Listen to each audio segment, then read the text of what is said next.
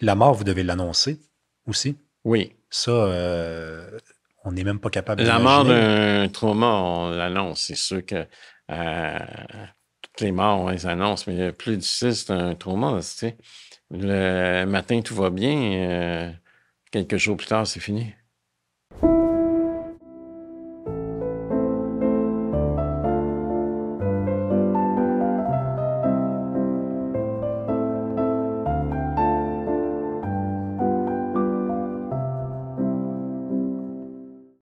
Bonjour à tous, un petit mot pour remercier ceux qui nous appuient financièrement. C'est grâce à vous que le projet fonctionne, que nous allons pouvoir continuer de vous offrir du contenu vraiment intéressant et même continuer de vous surprendre.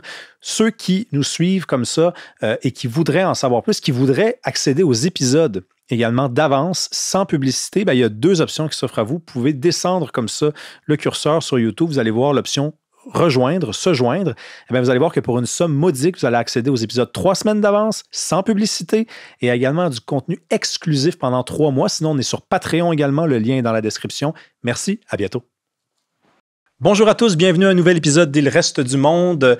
Ce podcast-là, c'est très simple, même si des fois ça peut sembler compliqué. Sa mission, c'est quoi? C'est qu'on s'assoit chaque semaine avec des gens exceptionnels, des gens qui défendent aussi des idées avec lesquelles je ne suis pas d'accord. Mais aujourd'hui, on va s'en tenir à la première partie de la mission. On parle beaucoup de santé au Québec. Moi, j'ai 31 ans et depuis que je suis tout petit, que c'est la priorité, qu'on met de l'argent, que ça se règle pas, qu'il faut recommencer. Moi, j'ai décidé aujourd'hui de consacrer un épisode à la santé en invitant nul autre que M. Ronald Denis. Bonjour. Bonjour. Ronald Denis, chirurgien bariatrique, traumatologue, chef d'un département de traumatologie. Vous en avez vu passer des patients, vous avez vu passer les années, le système, vous le connaissez. On va parler tantôt du système de santé, mais d'abord parce que je pense que toutes sortes de gens qui nous écoutent se posent toutes sortes de questions. Un médecin, c'est quelqu'un, à votre niveau en tout cas, puisque vous étiez en traumatologie et que la traumatologie, c'est le premier contact avec des gens qui sont dans une situation très, très, très, très, très dangereuse entre la vie et la mort. Plein de gens se demandent comment c'est fait un homme qui consacre sa vie à une mission pareille. J'aimerais ça qu'on parte du début. Moi, je vous connais un peu parce que j'ai travaillé pour votre fondation, j'ai écrit certains textes, mais les gens peut-être vous connaissent un peu moins que moi. Comment ça a commencé cette histoire-là, cette belle histoire-là? En fait, on va commencer depuis le début. À le jour de mon anniversaire de 7 ans, je me suis fait frapper par une voiture taxi. J'ai passé plus de 300 jours à Sainte-Justine. Il y a des gens qui disent que c'est mon subconscient qui m'a dirigé vers ça. En fait, j'ai fait partie des premiers cégeps. J'ai eu la chance de rentrer très jeune en médecine à l'Université de Montréal. J'ai fait ma médecine là, ma chirurgie là, à l'Université de Montréal. Et par la suite, j'ai fait 3 années de formation, ce qu'on appelle un fellowship en traumatologie, à Détroit, au Michigan. Et pourquoi j'ai abouti en traumatologie, c'est que j'ai fait, dès l'âge de 19 ans, j'étais à l'hôpital du Sacré-Cœur en 2e année de médecine et j'avais vu un chirurgien, Dr. Henri Atlas, j'ai toujours voulu. Et c'est ça que j'ai voulu être un chirurgien comme lui. Et c'est lui qui a mis sur pied la première unité de traumatologie quand je finissais ma médecine. Par la suite, je me suis impliqué de plus en plus et pour revenir travailler à l'hôpital du Sacré-Cœur, j'ai été faire une surspécialité en traumatologie. Mais on va laisser Freud tranquille, donc le subconscient, la thèse du subconscient. Qu'est-ce qui attire un être humain normal? Là? Parce que moi, à la base, je refuse de croire que vous êtes un humain anormal. Vous avez peut-être choisi une mission assez spectaculaire, mais comment on peut être attiré de cette C'est- façon-là vers le danger, l'urgence, les J'ai quand risques? même hésité entre la psychiatrie OK. et la chirurgie, mais ce qui m'a attiré, c'est que c'est vite, les décisions sont rapides et la pratique, c'est une pratique que j'aimais. Les urgences, j'aimais ça. Les cas d'urgence, que ce soit en chirurgie générale ou que ce soit en traumatologie, je trouve que c'est probablement ce qu'il y a de plus passionnant. Mais il faut-tu être un peu, pardonnez le mot, mais fou pour faire ça? C'est-à-dire, Ce qui est difficile, c'est la garde. Tu peux pas faire ça tout le temps. Faut qu'à un moment donné, tu dérives vers quelque chose de plus calme. Parce que je me souviens une année, avec un de mes collègues, on avait fait 140 jours de garde dans une année. c'est quoi la garde, là? C'est bien quand vous êtes sur place puis que vous attendez que quelque T'es chose pas sur arrive? place, tu as 30 minutes pour être là parce qu'on est en deuxième ligne. Nous ne sommes pas en première ligne. Le chirurgien traumatologue n'est pas en première ligne, il est en deuxième ligne. C'est l'urgentologue qui est en première ligne qui, lui, est sur place. Donc là, vous êtes soit chez vous. Tu as 30 minutes pour te rendre. Wow. Puis qu'est-ce qui est le plus difficile là-dedans que d'être sur place? C'est que dans le fond, vous ne pouvez rien planifier, vous ne pouvez pas partir en voyage. Tu peux rien planifier. La plupart de tes nuits, là, Pas des vraies tu es nuits. debout et tu travailles. Parce qu'on appelle souvent. Oui. Les gens ont tous vu des films, des séries qui traitent de santé. C'est une vraie fascination. Puis c'est pas juste québécois, c'est à la grandeur du monde. Les cas qu'on voit, c'est évidemment fondé sur la réalité.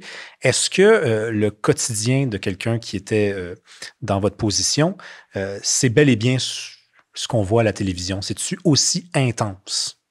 Absolument. Pour ceux qui ont vu ou qui, l'année dernière, 24/7 qui se passait à Sacré-Cœur, c'est comme ça que ça se passe. Vous étiez derrière aussi la série de fiction Trauma. En tout cas, on vous avait consulté très sérieusement. C'était même, on peut dire, votre histoire. C'est quoi les cas, on va venir aux cas qui vous ont marqué, mais c'est quoi les cas dits classiques? Est-ce que c'est l'accident de voiture, par exemple? C'est le cas classique pour le Québec et le Canada. Où j'ai été formé à Détroit, c'était des plaies par balle, des plaies par couteau. C'était différent. Mais au Québec, heureusement, même s'il y a de plus en plus de violence, mais c'est jamais comme l'autre côté de la frontière, ce sont des traumatismes qu'on appelle des traumatismes fermés. Mais voyez-vous, je ne suis pas du tout médecin. Hein, que ce soit une chute d'un arbre, d'un toit, accident de vélo, accident de moto, auto, c'est ça la traumatologie. Parce qu'un coup de couteau, si ça atteint un organe, c'est très, très problématique. Mais un coup de couteau, sinon, si on referme, puis bon, on pense. Mais des accidents de voiture, ça doit être... C'est pas aussi simple que ça. Ben oui, c'est ça. C'est pour ça que je vous ai invité. C'est plus... pour utiliser un anglicisme, c'est plus straightforward. Ouais. Une plaie pénétrante. Parce qu'un accident de char, là, il y a de l'ouvrage. Tout peut arriver, tout peut être là. Et, mais c'est ça qui est passionnant parce que tu peux... Je vais vous donner probablement le plus beau résultat. Parler de santé, là, je vais vous donner le plus beau résultat de santé. Et c'est le Québec qui possède le titre de champion. En 1992, Marc-Yvan Côté était le ministre de la Santé. Et alors, je me souviens d'avoir rencontré avec les médecins de la SAC, aucun lien avec SACLIC. Et il dit, je vous entends dire que vous êtes bon, mais le taux de mortalité pour un indice de sévérité, ce qu'on appelle l'Injury Severity Score, l'ISS, de 15 et plus, c'est un traumatisme majeur. Et il dit, votre taux de succès, ils vont en tuer 1 sur 2. Il y avait 52 de décès. Eh, mon Dieu. OK. Et avec les médecins de la SAC, on a fait tout le tour du Québec, des 110 centres hospitaliers, et ça a été classé en centre de stabilisation, centre primaire, centre secondaire, centre tertiaire universitaire. OK, on a fait ça à l'envers des Américains. En américain, aux Américains, le niveau le plus élevé, c'est le Level 1 Trauma Center. Au Québec, c'est le centre tertiaire universitaire. Mais c'est le même principe. En 1992, il y a 52 de décès. 10 ans après l'implantation, en 2002, il y a 9 de décès sur ces traumatismes-là. Et aujourd'hui, on est à un petit peu moins que 6 %.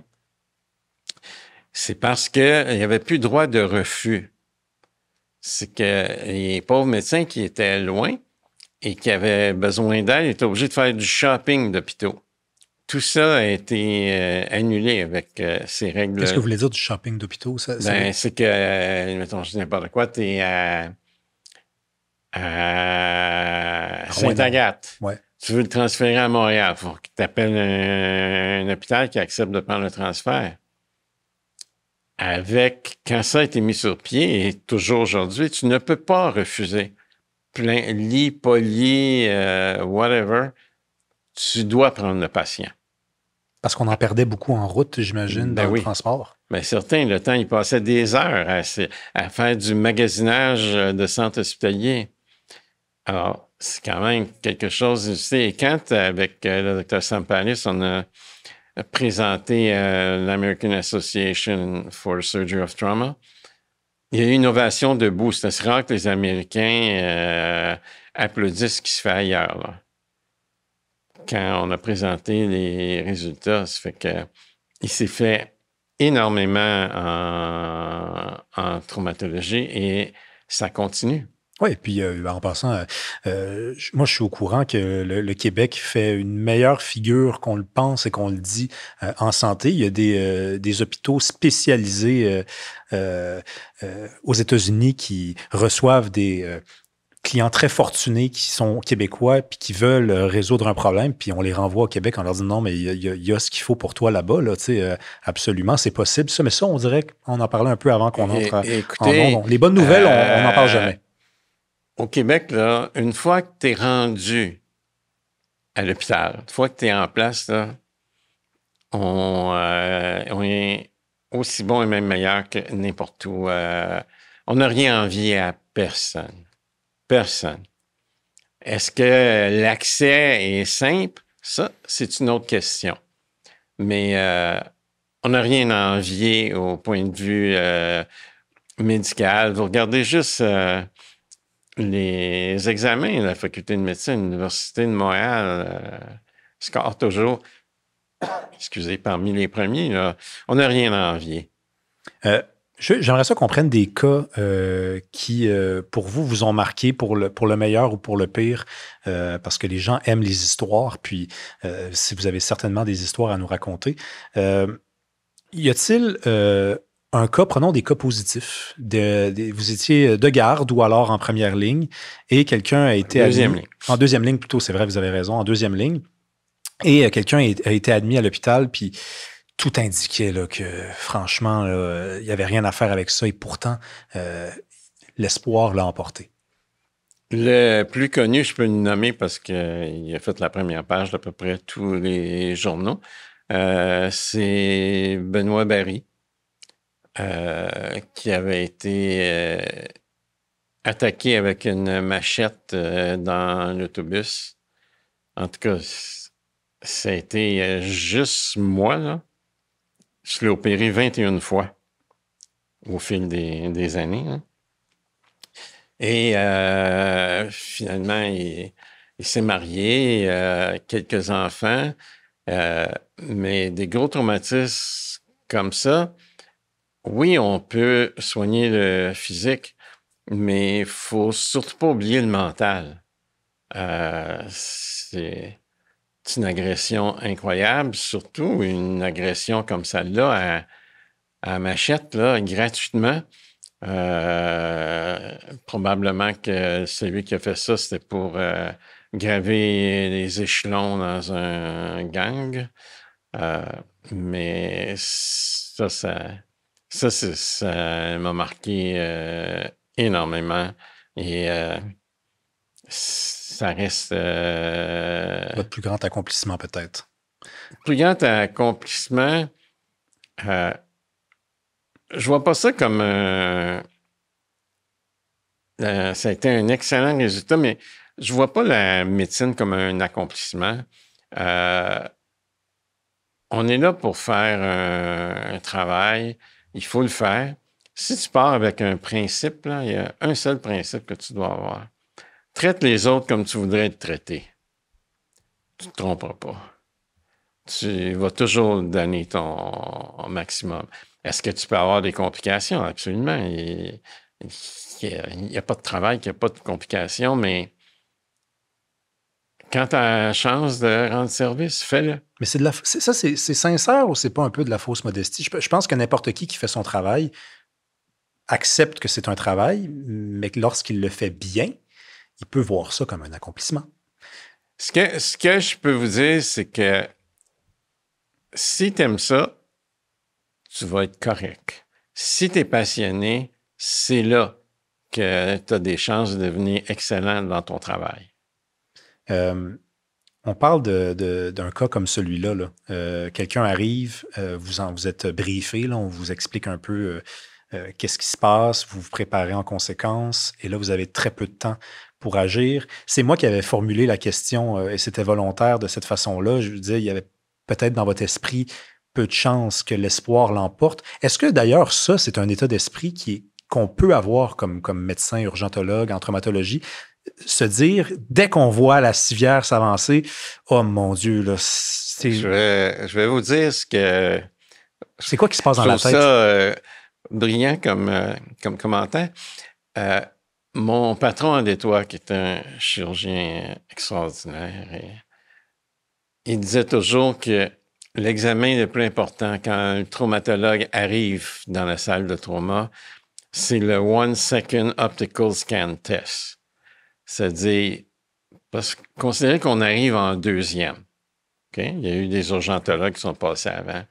Si tu rentres dans la salle et tu ne comprends pas ce qui se passe, le patient est en danger. Il faut que tu comprennes ce qui se passe. Il faut que ce soit clair dans ta tête. Il faut que tu aies été bien formé pour faire ça. Et la formation en médecine et en chirurgie au Québec, c'est excellent. Puis comment ça se passe exactement? C'est-à-dire que là, l'observation, il y a un jeu de réflexe aussi. Tu arrives, tu sais ce qui a été fait. OK? Ouais. Tu arrives, on te dit ce qui a été fait, puis là, tu es dans la salle, tu peux regarder. Il faut considérer la salle d'opération comme une étape de la réanimation. Le fameux Golden Hour, il existe toujours, c'est toujours vrai. Et en traumatologie, c'est le temps qui est important. Plus ça se passe rapidement, plus les chances de sauver le patient sont grandes. Et la salle d'op est souvent le geste à poser. C'est sûr qu'aujourd'hui, il y a beaucoup de choses qui ont changé parce que la radiologie d'intervention, il y a plein de choses. Les techniques ont changé, mais les principes demeurent les mêmes. Prenons d'autres cas qui vous auraient marqué, des cas où on reste dans des cas où c'est l'espoir qui l'a emporté, la lumière l'a emporté. Y a-t-il un autre cas où vraiment à nouveau, là, vous vous disiez ça va être un travail, une tâche particulièrement difficile à accomplir et finalement c'est l'espoir qui l'emporte? Oui. Il y a un autre cas qui me vient en tête. Je me souviens d'avoir été demandé d'aller en salle voir ce qui se passait. Puis, donc, on n'a pas toujours la même opinion sur quand doit-on arrêter et quand doit-on continuer. En ce qui me concerne, chez les patients traumatisés, je laisse la nature venir chercher le patient et non pas que ce soit ma décision, qu'importe la raison. Et tout le monde était contre, tout le monde voulait qu'on arrête. Mais mon équipe et moi, on a décidé qu'on n'arrêtait pas. Je sais que vous ne pouvez pas évidemment nommer chacun des patients, mais est-ce qu'on peut avoir un... Qu'est-ce qui est arrivé à la personne? L'accident d'auto. Et Sévère, là. c'est majeur. Vous ne pouvez pas, puis difficilement avoir plus majeur intra-abdominalement parlant.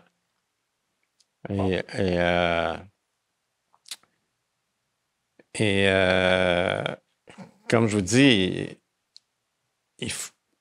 moi, j'ai jamais lâché. J'ai bien les défauts, mais pas celui de lâcher. Et, ça a été difficile. On m'a même fait beaucoup de reproches par rapport à ce cas-là, parce que ça a été long à arriver au résultat. Mais aujourd'hui, je peux dire que le résultat est satisfaisant. C'est des cas qui t'ont marqué. Je pourrais vous en sortir des cas. On pourrait passer Je pense que toute la soirée, Je- toute la je- nuit à discuter de cas. Mais juste, vous arrêtez sur l'idée donc qu'il y a parfois un conflit entre une différente vision de la médecine entre certains groupes d'intervention, certaines équipes.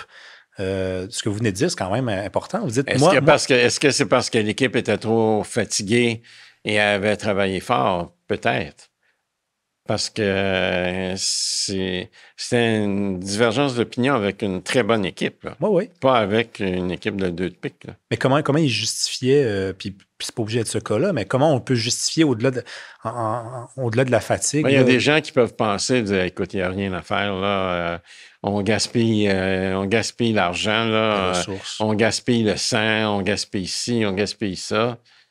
Mais moi, si vous êtes un jeune adulte, là, ça prendrait beaucoup de temps pour que j'arrête. Est-ce que des fois, vous gardez contact avec ces gens-là? Est-ce que ces gens-là, par exemple, à qui vous avez sauvé la vie, vous réécrivent? Est-ce que... Il faut dire qu'on les suit par après, parce que ça a l'air vite comme à la télé, là, mais on parle d'années là, parfois. Là. Ouais.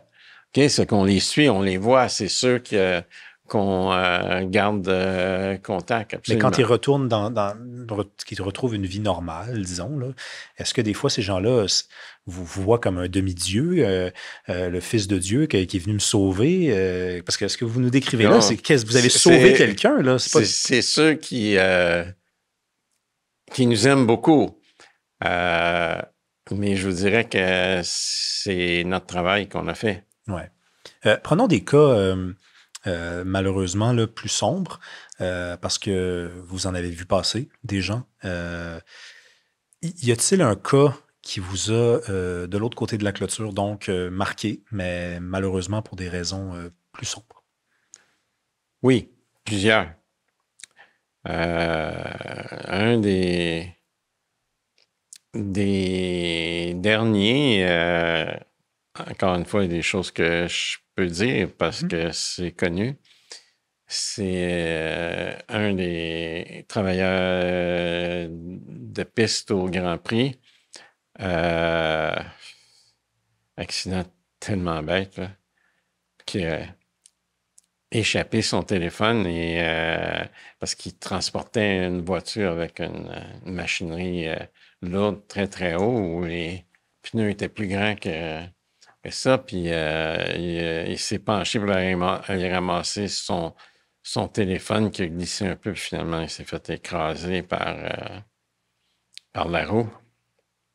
On l'a réanimé à quelques reprises. Et ce qui m'a marqué le plus, c'était d'avoir annoncé ça et de me faire dire, ben, faites que sa mort soit pas vaine. Si vous pouvez prendre ses organes, prenez ses organes, parce que vous savez aussi que l'hôpital du Sacré-Cœur avec Dr Marcellet, c'est un pionnier en don d'organes. Et oui, ses organes ont servi. Et de voir, je sais pas si c'est arrivé à une de mes filles, j'aurais eu cette réaction-là ou ce courage-là. Mais j'étais tellement impressionné par la maman qui vient de perdre un être cher. Elle le voit le matin, puis le soir, on annonce que... Ça, j'avoue, il n'y a pas beaucoup de choses qui m'ont impressionné autant que ça. Qu'une mère qui a la sagesse, est-ce que c'est pas le bon mot, malgré la mort et la souffrance? S'il y avait un mot plus grand que ça, il faudrait serait l'utiliser. La mort, là, c'est quelque chose que vous avez côtoyé, beaucoup plus qu'un humain normal qui la côtoie lorsqu'un proche s'en va. Qu'est-ce que ça fait à l'être humain, ça, de la côtoyer plus qu'à la normale? C'est difficile à répondre. Est-ce que ça m'a affecté? Certainement.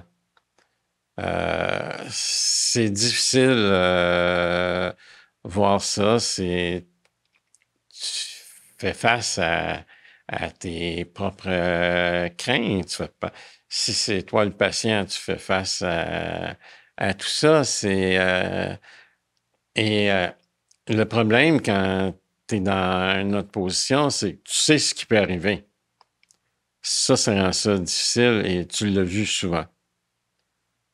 La mort, vous devez l'annoncer aussi? Oui. Ça, on n'est même pas capable La d'imaginer. mort d'un trauma, on l'annonce. C'est sûr que toutes les morts, on les annonce, mais le plus difficile, c'est un trauma. Tu sais. Le matin, tout va bien. Quelques jours plus tard, c'est fini. Ça, c'est quand ça peut être quelques heures J'ai plus tard des gens, absolument, j'ai des gens en bonne santé qui ont eu un traumatisme. Tu sais, je vous posais la question sur ce que ça inflige à un être humain de rencontrer la mort plus souvent qu'à la normale. Puis, vous n'avez pas parlé de banalisation. Tu sais, il y a des gens qui disent que ça devient presque banal. On parle des fois avec des soldats. Des soldats nous disent, regardez, quand on a vu 150 tomber devant toi en un an, là, c'est sûr que ça transforme l'être humain. C'est plus comme la première fois. Est-ce que ça vous a fait ça? Non. Fait que c'est encore aussi souffrant. C'est toujours une catastrophe. Comment on fait pour... parce qu'on le voit dans Stat, là. Justement, il y a toujours ces scènes-là avec le personnage principal, puis elle vient se faire dire par des collègues, arrête, tu sais, c'est un travail, puis vous me dites, ça, non, c'est pas un travail, ça nous rentre dedans. C'est clair. Puis tous ceux qui travaillent, ça leur rentre dedans.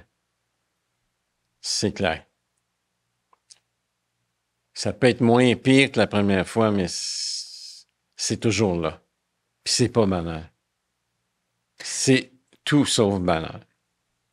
Vous vous êtes fait connaître aussi pour un intérêt ou enfin une sensibilité un peu unique, j'ai envie de dire, celle de la santé des hommes. Moi, je sais, pour avoir parlé avec des gens qui vous connaissent, que c'est un des chevaux de votre bataille. C'est vraiment un cheval important dans votre vie, la santé des hommes. L'obésité aussi, vous êtes chirurgien bariatrique. On va y venir à la santé des hommes parce que les hommes aujourd'hui, dans le monde contemporain, ils passent deuxième, peut-être après avoir passé premier pendant suffisamment longtemps. Ça serait une question plus politique qu'autre chose, mais chose certaine, vous pensez à eux et vous pensez que c'est important, c'est ça que vous faites avec la Fondation d'ailleurs, de les mettre devant, comme ça. Pas devant les femmes, mais de leur rappeler qu'ils existent, puis qu'il n'y a pas juste... ils existent encore. Oui, et c'est surtout la mentalité de l'homme. Il faut comprendre, l'homme, il n'ira pas parler de... Même si ma fondation ne s'occupe pas des dysfonctions érectiles, il n'ira pas parler de ça. Il est toujours le meilleur, il est toujours extraordinaire. Puis, il n'aurait pas plus parlé de ses troubles de prostate. Là, je vous parle pas du cancer de la prostate, mais d'hypertrophie bénigne de la prostate, où pour tous les urologues, il y a beaucoup de patients avec ça. Et les hommes ne veulent pas en parler. Ils trouvent ça, je sais pas, gênant. C'est incroyable, hein? Ça change de pas. parler de ça. Non, ça change pas. Moi, mon père est décédé d'un cancer de la prostate. Puis jamais... je l'ai su par hasard durant mon stage dans un hôpital où je regarde le film puis je réalise que c'est mon père. C'est comme ça que je l'ai su. C'est pas parce que mon père m'en parlait et je demeurais avec eux. Dans des minutes, là. Je sais être sûr d'avoir bien compris. Oui, vous avez très bien compris. Jamais, à cette époque-là, c'était tabou de ne pas parler de ces choses-là. Aujourd'hui, c'est beaucoup moins tabou, mais les hommes... alors, j'ai voulu contribuer un peu puis essayer d'améliorer l'accès pour la santé de l'homme et on est à faire un projet avec des urologues, tant au niveau francophone qu'anglophone, pour leur donner plus de temps opératoire. Parce que le problème, c'est d'avoir du temps opératoire. Ça va être un problème plus marqué avec la formation des gens en santé numérique. Le dossier santé numérique va faire que, en tout cas, dans mon CIUS, on est un projet pilote, ça va ralentir. Et je vais essayer de faire du mieux que je peux avec ma fondation pour leur trouver des priorités opératoires à l'extérieur parce que c'est des chirurgies, on parle de problèmes bénins, là. Je ne parle pas de cancer. C'est des chirurgies qui peuvent se faire en chirurgie d'un jour, dont on a d'autres possibilités. Pour ça, et je trouvais que c'est sûr que...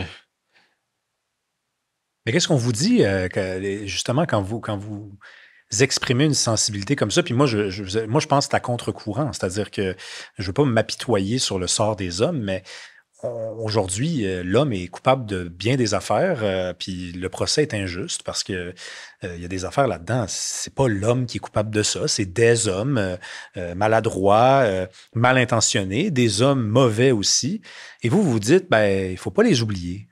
Puis le système est pas, à moins que vous me disiez que je me trompe, mais le système favorise pas tant que ça. J'ai l'impression l'expression d'une sensibilité pareille. Vous aimez ça les tâches compliquées, vous?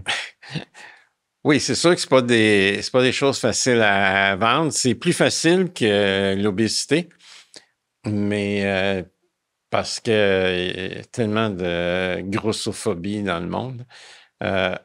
Mais c'est quand même difficile.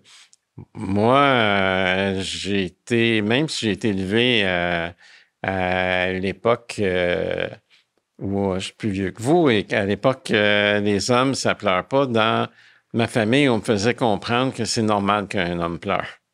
Oh, Alors, j'ai été élevé différemment et que c'était bien d'exprimer ses sentiments. Ça n'a jamais été grosse difficulté pour moi de l'exprimer. C'est comme ça que j'ai été élevé. Mais c'est pas votre père qui disait ça, parce que votre père vous a caché son cancer après, par contre. Mais oui, c'est lui, et oui, il a caché son cancer. Fait qu'il avait compris, en fait, que le monde allait changer avec la génération qui était la vôtre, mais lui, il était pas prêt. Je sais pas, mais... On s'était promis de ne pas faire de psychiatrie, mais c'est tentant. L'obésité, je l'ai évoqué un peu plus tôt. Ça aussi, c'est une des causes les plus importantes de votre vie. Vous avez utilisé un mot, grossophobie. Moi, c'est un mot avec lequel j'ai toujours honnêtement un malaise, là, M. Denis, parce que ça veut dire... Moi aussi, on est deux. Ah oui, pour vrai? OK, parce que vous avez dit qu'il y avait beaucoup de grossophobie. Oui, parce que... Mais ça veut dire la peur des gros, ça. On se moque des gens en surpoids. Tout est axé principalement chez la femme et de plus en plus chez l'homme sur le look. Tu veux être gros, tu veux être grosse. Cette chirurgie-là, on est parti là-dedans, c'est pas pour le look. C'est que ce que les gens comprennent pas, avec le surpoids, arrive ce qu'on appelle des comorbidités. L'hypertension artérielle, l'apnée du sommeil, le diabète de type 2. Et en leur faisant perdre du poids, on aide à leur santé. C'est jamais pour le look. Je vous parle pas d'une personne qui a 20 livres à perdre, là, ou qui peut prendre un peu d'Ozempic et compagnie. Puis bon, ça. Ah oui, vous recommandez ça? Vous? Non, mais je sais. Ben, je recommande ça. Est-ce que ça m'arrive d'en prescrire? Absolument.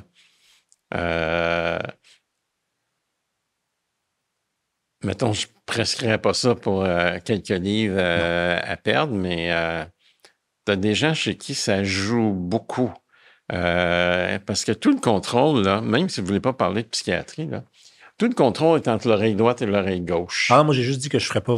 Je suis pas psychiatre, donc votre relation avec votre père, tout ça, moi non, ça vous appartient, c'est tout. Vous vouliez le devenir. En tout cas, vous êtes plus proche que de moi. Vous étiez ami avec Camille Lorrain, en plus. Donc, mais l'obésité, c'est là où je vous suis totalement, là, c'est que. Puis vous n'étiez même pas encore en train d'en parler, mais vous vous rendiez là, j'en suis sûr, c'est aussi la dignité, là, hein? Parce qu'on parle des gros à la grosse, le mince.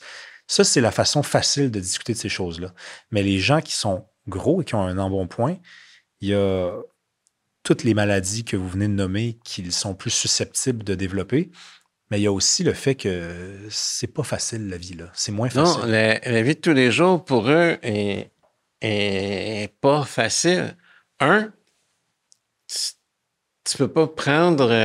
certains doivent prendre 2 sièges d'avion ou des extensions. Imaginez-vous comment vous vous sentez avec des extensions pour attacher votre ceinture. Il y a plein de choses dans la vie de tous les jours où que ça joue sur tout. Quand on parle de surpoids, on parle d'un surpoids important. Là. Ouais. Je parle pas de quelques livres en trop. Là. Non. On parle de... Et il n'y a personne pour aller à leur défense. Il n'y a personne pour aller dire « Hey, c'est un problème. » D'ailleurs, l'Organisation mondiale de la santé le reconnaît comme maladie chronique. Là. Et je dois dire, par contre, que dans CIUS où je travaille, on a aidé énormément. Il n'y a jamais eu d'obstacle. Notre groupe du programme de bariatrique, on ne peut pas se plaindre. Il y a un préjugé que vous connaissez, vous ne l'apprendrez pas,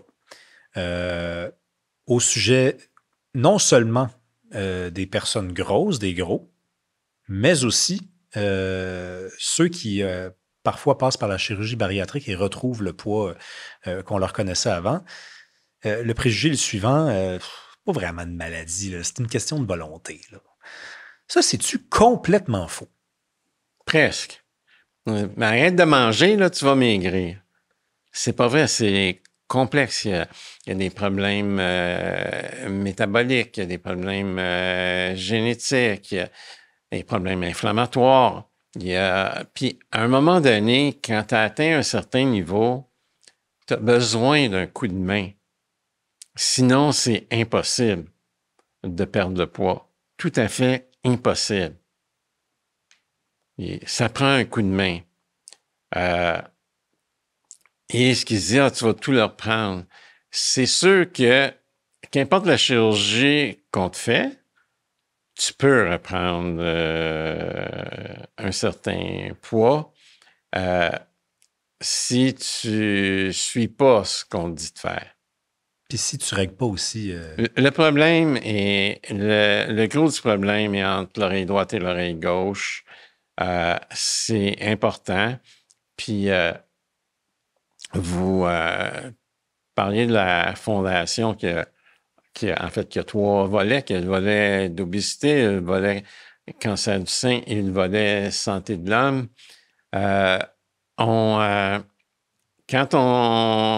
fondation aide les gens, on les fait voir en psychologie, les patients. Encore là, il n'y en a pas beaucoup, c'est difficile, mais on paie pour eux au privé. Mon but, moi, c'est que le patient ait rien à débourser. Parce que le patient, c'est comme, quand c'est avec la fondation, c'est comme être avec la RAMQ. Il ne paye pas. S'il y a des frais, c'est la fondation qui va payer. Tantôt, vous avez dit, vous parliez de l'année 1992. Moi, je sais que vous avez gradué dans les années 80. Vous en avez vu passer des années. Vous êtes encore En tout fait, à j'ai fait commencé à pratiquer en 88. 88. Est-ce qu'il y a, il y a il y a eu évidemment une évolution dans le temps, puisque les années ont filé, mais est-ce que concernant l'obésité, il n'y a pas quand même quelque chose comme le début d'un changement dans les mentalités qui pourrait favoriser... En fait, il y a bien plein de choses qui ont changé. Il y a aucune chirurgie que j'ai appris à faire que je fais de la même façon aujourd'hui. Est arrivé les approches minimalement invasives, ce qui a aidé énormément. C'est quoi ça? C'est que au lieu de vous opérer en vous faisant une grande incision, on vous opère avec des petits trous à une caméra ou on vous opère avec un robot. Et ce qui fait que je vais vous enlever le 3/4 de l'estomac le matin, vous êtes chez vous le soir. S'il vous plaît, faites pas ça. Non, mais on est rendu là, donc les robots, ah ouais? C'est pas... Oui, d'ailleurs, le premier robot Da Vinci au Canada, c'est l'hôpital du Sacré-Cœur. Puis le premier cas, c'est moi qui l'ai fait. On a tous pensé que j'avais eu un traumatisme crânien sévère pour se lancer dans des folies pareilles, mais j'ai eu la chance d'avoir, à l'époque, la présidente du CA s'appelait Sœur Claire Hood, et c'est elle qui m'a épaulé dans tous mes projets. On parle quand même de 3,8 millions. J'étais quelque chose comme ça. Aujourd'hui, tout le monde en veut. Il y a des endroits qui en ont 3. Et c'est bien que ce soit comme ça. Il y a maintenant de nouvelles compagnies qui vont en faire, donc la compétition va être là, les prix vont diminuer. L'avenir est là. Parler de traumatologie. Traumatologie et l'intelligence artificielle. Il y a un chercheur chez nous, Dr. Louis de Beaumont, et son groupe qui ont fait des recherches sur les traumas crâniens avec l'intelligence artificielle, où on peut dire ce trauma-là, on peut le récupérer. D'ailleurs, si les choses se passent comme on veut, au prochain Grand Prix, vous allez voir quelque chose qui n'a jamais été fait au monde. Alors, espérons que ça va toujours par rapport avec les traumatismes crâniens.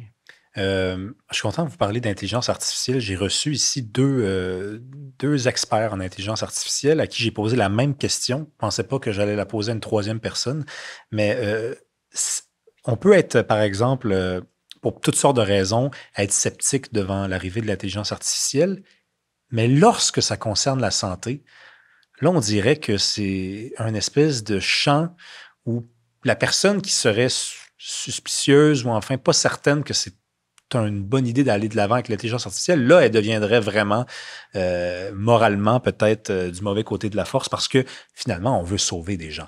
Ah, l'intelligence artificielle dans le domaine de l'éducation, ça veut dire éventuellement peut-être remplacer des profs par l'intelligence artificielle. Ça, je pense que quelqu'un pourrait dire jusqu'à la fin de ses jours, je suis contre ça. Mais en santé. Mais en fait, au lieu de remplacer les profs, ça peut l'aider. Oui, ben on ne remplacera jamais les professeurs. C'est ce qu'on me répète, mais bon. Ce qui est en danger, même s'il nous en manque beaucoup, ce qui est en danger, c'est des métiers là, comme les comédiens, des métiers comme ça. Les fraudes qu'ils peuvent faire avec ça, ils peuvent parler exactement comme vous. Puis, mais en santé, ça va être extraordinaire. Ce qui peut se passer là, je vais limiter à ça de ce que je vois qui s'est fait avec les traumatismes crâniens, de ce que je vois, ce qui se fait. Il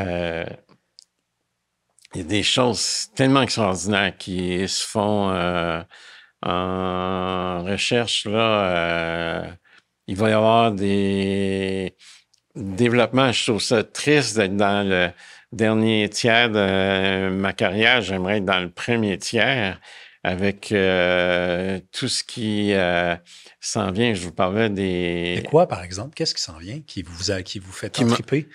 Parce que je vous moi, regarde, vous avez un regard de petit garçon. Là. On dirait quelqu'un qui vient de déballer des jouets. Là. Mais tu dois jamais perdre ça. Faut rester émerveillé. C'est comme ça que sinon, il n'y a pas de raison d'être si tu ne restes pas émerveillé. Je parlais du docteur Louis de Beaumont, puis un docteur Max Young, en tout cas, il y avait je vous résume ça rapidement, un patient paraplégique. Donc, il ne bouge pas ses membres inférieurs pour une section de moelle. Alors, leur explication, il a fallu qu'ils me mettent ça simple, c'est que voici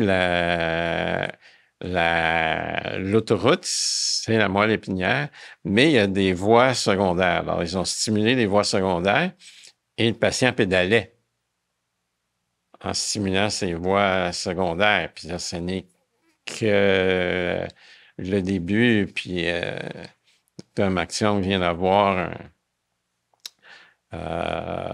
une subvention importante pour avoir un robot mat, en fait, pour aller encore plus loin dans ce domaine. Ce qui s'en vient en santé va être extraordinaire. Mais c'est d'ailleurs, moi, c'est ça un peu ma question, c'est que je pense que c'est le champ d'activité qui va être le plus investi par l'intelligence artificielle parce qu'on est prêt à faire, même quand on est sceptique et qu'on est attaché qu'on est plus conservateur, qu'on est attaché à une vie plus classique, on est prêt à laisser la santé, l'intelligence artificielle s'amuser en santé parce qu'au final, elle promet, l'intelligence artificielle, de sauver des vies là-dedans. Puis tantôt, vous me disiez, les profs ne seront pas remplacés, mais il y a des psychiatres qui sont remplacés de plus en plus par l'intelligence artificielle. Il y a des gens qui confient leurs problèmes à des robots conversationnels. J'ai reçu ici même un expert en intelligence artificielle qui a inventé un psychiatre d'intelligence artificielle qui revient à la charge à chaque jour, écrit à ses patients, les suit. Il n'y a personne qui peut s'opposer à ça. Ça sauve des vies. Mais le contact humain, c'est le contact humain. Puis c'est sûr qu'il y a des choses extraordinaires. Tu sais, que ce soit ChatGPT ou Open Evidence, tu sais, tu peux lui poser n'importe quelle question en médecine, là, puis dans quelques secondes, tu as ta réponse. Parce que lui, il a accès à tout ce qui existe de publication. C'est extraordinaire. Vous parliez de choses qui avaient changé Vous disiez maintenant on procède d'une autre façon. Il n'y a rien que je fais de la même façon qu'au début de ma carrière. Grossièrement. Oui, bien sûr. Les techniques de base sont les techniques de Mais base. j'imagine qu'un plaster, ça se met de la même façon. Il y a une façon d'enlever un intestin, sauf qu'on le fait par des plus petits orifices, puis avec des instruments plus longs en regardant l'écran. Ben même, je pense que pour le cancer du rein, il y a des nouvelles façons de procéder aussi. Il n'y a pas une spécialité. Le cancer de la prostate, ça se fait en robotique. J'ai une question un petit peu difficile à poser. Ça concerne l'aide médicale à mourir. Ça, par exemple, il y a 30-40 ans, lorsque vous avez débuté, ça n'existait pas. C'était pas un soin. Ça n'existait même pas, cette expression-là. Il faudrait faire une recherche documentaire, mais je suis pas mal sûr qu'on n'avait pas collé ces mots-là ensemble jamais. Aujourd'hui, au Québec, c'est l'endroit dans le monde où c'est le plus pratiqué. Les plus proches poursuivants, ce sont les Pays-Bas. Mais on estime à peu près à 8-9 % des décès au Québec qui sont imputés à l'aide médicale à mourir. C'est quoi votre point de vue là-dessus? Moi, je pense que c'est nécessaire et je pense qu'on doit dire merci au Dr Barrett parce qu'on lui a reproché bien des choses, mais il a fait aussi de très bonnes choses. Il est déjà venu à l'émission. De très bonnes choses qu'il a fait. Une façon de faire différente, mais... Et je pense que à un moment donné, les gens ont le droit de mourir dans la dignité. Faut jamais perdre ça de vue. Moi, je voudrais pas que ça aille aussi loin que ça, que tu as un handicap. Ben là, OK, si tu veux mourir, il n'y a pas de problème. J'ai plus de difficultés avec ça, mais je pense que c'est nécessaire, l'aide médicale à mourir. Puis il faut que ça reste. Mais pourquoi ça ne l'était pas nécessaire dans les années 80-90? Je pense que ça l'était. Je pense que ça se faisait différemment. Qu'est-ce que vous voulez dire? Ben, ça devait se faire différemment. Il y avait sûrement des façons d'aider les gens. Parce que moi, j'ai jamais rencontré ou presque un médecin qui était contre l'aide médicale à mourir là, à proprement parler. Je pense qu'il y en a. Il doit y en avoir quand même. Vous avez beaucoup d'amis médecins, pas besoin de les nommer évidemment, mais oui, il y en a qui le sont contre. Et souvent, ce que ces gens-là disent, je ne les ai pas rencontrés, mais je les ai lus dans les journaux, c'est que c'est pas un hasard si on parle aujourd'hui d'un besoin d'aide médicale à mourir, si aujourd'hui on ressent la nécessité d'aller de l'avant avec ça. C'est pas un hasard non plus. Si le Québec est l'endroit dans le monde où on a le plus permis cet accès-là, c'est peut-être aussi, et là on n'est plus en médecine, soudainement, une question de santé publique, mais de philosophie, de rapport à la vie, de rapport au bonheur aussi au Québec, famille. Le Québec est un peuple extraordinaire. Il y a des talents dans tout au Québec, là. Il n'y a pas un domaine où on n'excelle pas. Je ne suis pas toujours d'accord avec ça. Certaines personnes, mais on est un beau peuple, puis on est un peuple humain, accueillant. Et tu ne veux pas laisser les gens souffrir quand il n'y a vraiment plus rien à faire, là. Je comprends. Tu dois aider, mais ça doit être la décision du patient et non des gens autour. Et on apprenait là, la semaine dernière dans les journaux qu'un patient sur deux qui reçoit au Canada, c'était des chiffres pour le Canada, l'aide médicale à mourir évoque parmi c'est pas le facteur numéro 1, mais parmi les facteurs principaux, il y a la solitude, le fait de ne pas avoir quelqu'un à qui donner la main. Un enfant, on fait de moins en moins d'enfants. Ou alors des enfants, mais on est parqué dans un CHSLD. Il n'y a pas ça qui a changé. Moi, je vous questionne sur l'évolution. C'est pour ça que je vous disais pourquoi ça n'existait pas, ce besoin-là ailleurs. Vous m'avez dit non, ça existait. C'est juste que un regard complice, vous m'avez fait. On procédait différemment. Il n'y a pas une détérioration de la famille. Bien. Oui, il y a ça ne cache pas une forêt. Bien certainement. Moi, comme tout le monde, j'en ai eu des bas dans ma vie, mais j'ai eu l'avantage d'avoir un environnement extraordinaire. Et c'est sûr que si tu n'as pas l'environnement, le point que vous mentionnez est majeur. Et je n'ai pas de réponse à votre question, mais je peux vous dire que c'est un point majeur. Puis, est-ce que vous pensez qu'on va juste aller de l'avant de plus en plus, qu'on va pas se reposer cette question-là, qu'on prétend s'être posé? Madame Yvon a souvent répondu, Véronique Yvon, que ça avait été considéré quand il y avait les consultations, il y avait des philosophes qui avaient été entendus, il y avait eu toutes sortes de gens. C'était pas parce qu'on avait quand même, dit-elle, compris que c'était pas juste une question de santé et de médecine. L'accès est voué à juste être élargi. Est-ce que vous pensez qu'il va y avoir peut-être une dernière percée de cette sensibilité pour la famille, Que l'amitié? oui, peut-être que non, je ne sais pas, mais il faut continuer à se poser des questions. Tu peux jamais assumer que ce que tu fais, c'est la vérité.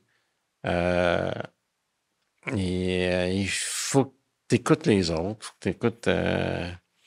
Il y a un vieil adage qui dit: tu as deux oreilles et une bouche, il faut que tu écoutes deux fois plus que tu parles. Et ça demeure vrai. Ouais. Faut écouter les autres, surtout les gens qui sont d'avis contraire. Il y a sûrement du bon là-dedans. Personne ne possède la vérité. Faut que tu gardes l'esprit ouvert et que constamment tu veuilles t'améliorer dans ton domaine comme personne. C'est jamais trop tard pour s'améliorer. Vous refusez aucune question jusqu'à présent, donc je vais vous emmener sur le terrain politique. Le système de santé, on entend des syndicats en parler, on entend des ministres. Là, il y a des négociations importantes entre la Fédération des médecins spécialistes du Québec, le Conseil du Trésor, donc le gouvernement du Québec, donc les Québécois. Vous, ce système-là, vous avez parlé tantôt d'un très bon système. En fait, vous avez parlé de médecins québécois qui n'ont rien à envier. La qualité de la médecine au Québec est extraordinaire. C'est l'accès, le problème. C'est l'accès qui est le problème.